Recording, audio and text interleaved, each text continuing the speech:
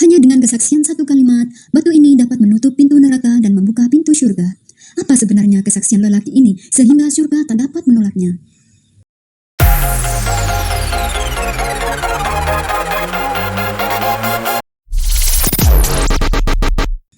Assalamualaikum warahmatullahi wabarakatuh.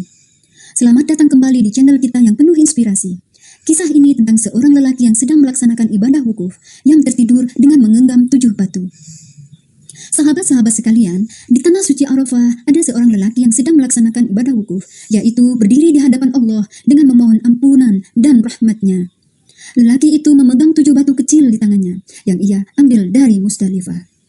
7 batu itu melambangkan kesaksiannya bahwa tidak ada Tuhan selain Allah dan Nabi Muhammad adalah utusannya.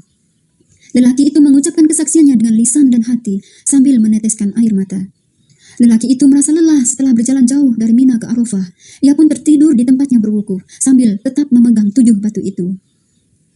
Dalam tidurnya, ia bermimpi seolah-olah hari kiamat telah tiba dan ia sedang dihadapkan kepada Allah untuk dihisab atas segala amal perbuatannya. Ia merasa takut dan khawatir karena ia tahu bahwa ia banyak berbuat dosa dan maksiat. Tiba-tiba, datanglah seorang malaikat yang membawanya menuju pintu neraka. Lelaki itu merintih dan memohon kepada Allah agar dijauhkan dari neraka. Namun, malaikat itu tidak menghiraukannya dan terus membawanya ke arah pintu neraka. Ketika mereka sampai di depan pintu neraka, tiba-tiba salah satu batu dari 7 batu yang lelaki itu pegang terlempar ke pintu neraka dengan keras. Pintu neraka pun tertutup rapat dan tidak bisa dibuka. Malaikat azab yang menjaga pintu neraka kaget dan marah. Mereka berusaha mengangkat batu itu dari pintu neraka, namun mereka tidak mampu melakukannya. Batu itu seolah-olah menempel erat di pintu neraka dan tidak bisa digerakkan sedikit pun. Malaikat azab pun bertanya-tanya, apa sebenarnya batu itu dan siapa lelaki yang membawanya? Mereka pun memerintahkan malaikat yang membawa lelaki itu untuk pergi ke pintu neraka yang lain.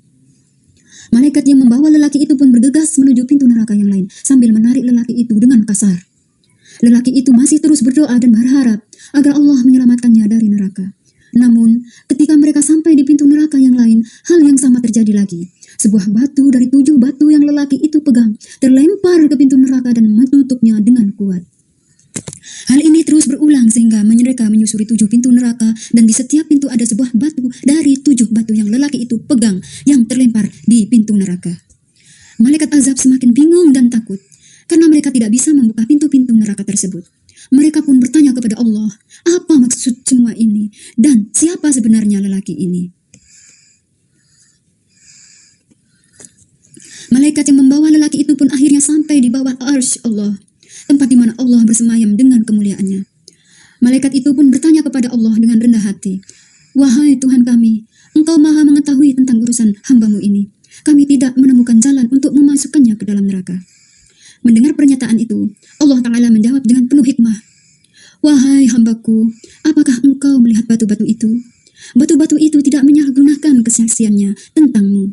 Bagaimana aku bisa menyalahgunakan hakmu padahal aku menyaksikan kesaksianmu? Allah berfirman dengan penuh belas kasihan, masukkan dia ke dalam surga.